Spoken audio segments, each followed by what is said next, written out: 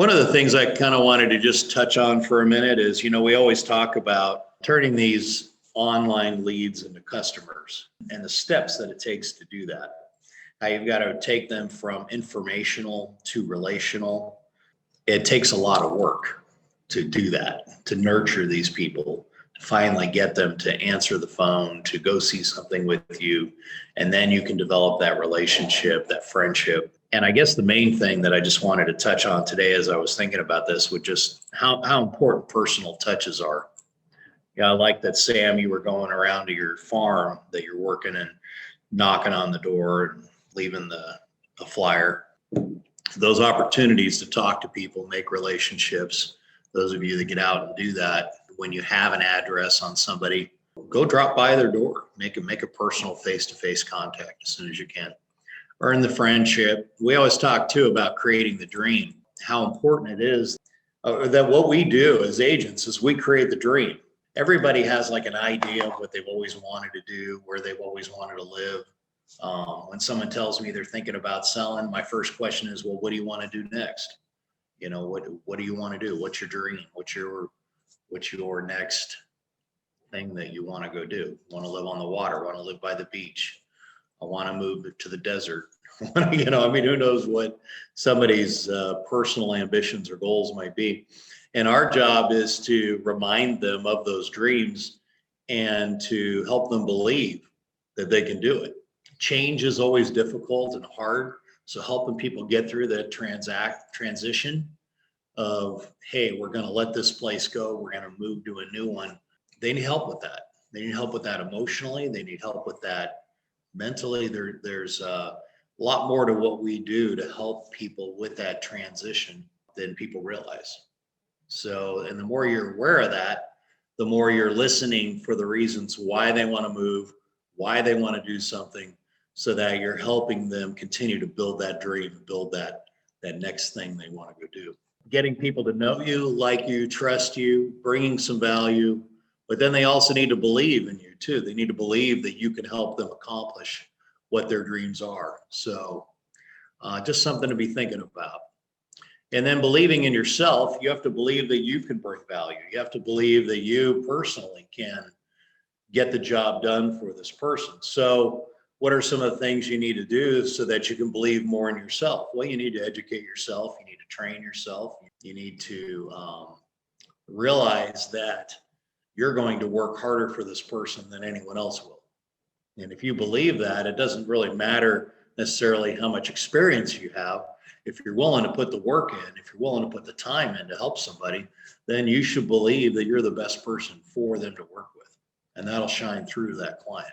If you don't believe in yourself, do some things to make yourself believable. Educate yourself a little bit, learn some things, go view some properties, and then maybe make a list for yourself of what your skill set is.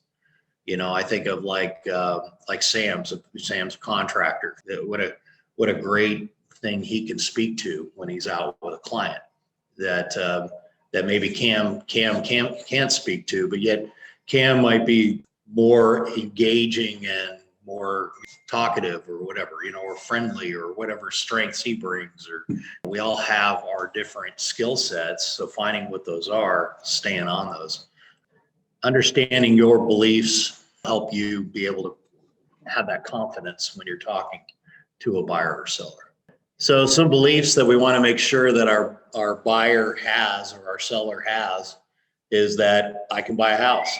Some people don't believe they can buy a house. Be amazed how many people when that just say, oh no, I could never buy a house. It seems like a daunting prospect to them when really it's not that difficult. And so just remembering that that's where people are coming from and helping them have that belief. Buying real estate is for me. People that want to invest in other things should be investing in real estate too. So helping them have that belief to invest in real estate. Right now is the time to sell. Well, we all believe that the way the market is right now. If you need to sell, now's the time to do it.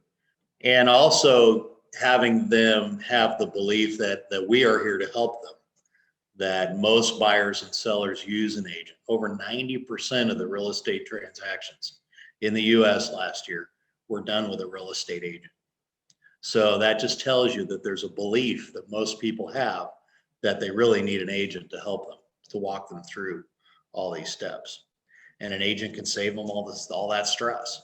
So listen to your client and what their beliefs are and help them establish some solid beliefs in themselves as well.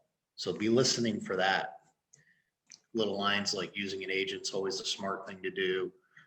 Yeah, saves you the stress. Most buyers and sellers use an agent.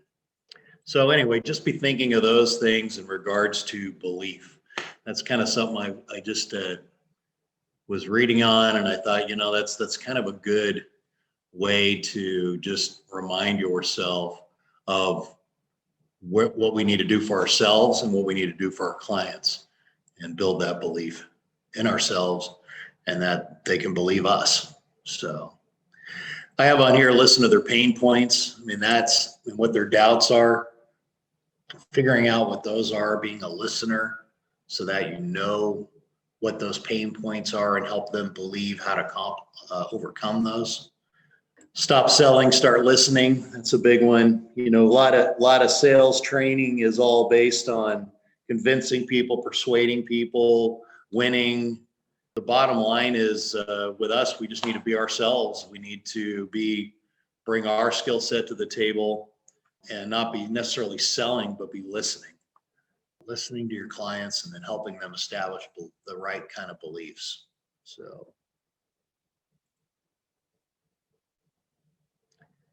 I like this one here, be curious about people.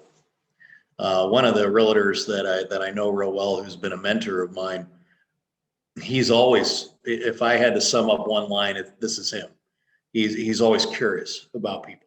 I mean, he genuinely will look at somebody and say, well, interesting, tell me more about that.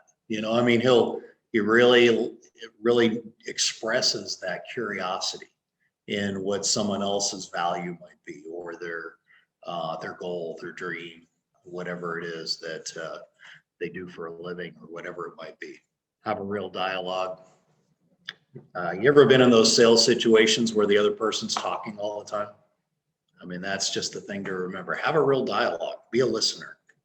I can't emphasize that enough. We're not in a one-time wham bam sale closing situation. We are building relationships. We're building beliefs. We're building value. And last of all, showing real integrity jumped out at me. Always do the right thing. Do the next right thing, right? The next best thing, the next right thing. So your clients will really appreciate that, and that builds that trust and value. Even if it means, maybe going with a different realtor. I mean, there are times where there's someone that maybe I shouldn't be working with for whatever reason. Maybe there's some lack of integrity there somewhere that I need to walk away from. But anyway, that's what I got for today. Work on your beliefs and getting people to believe in you.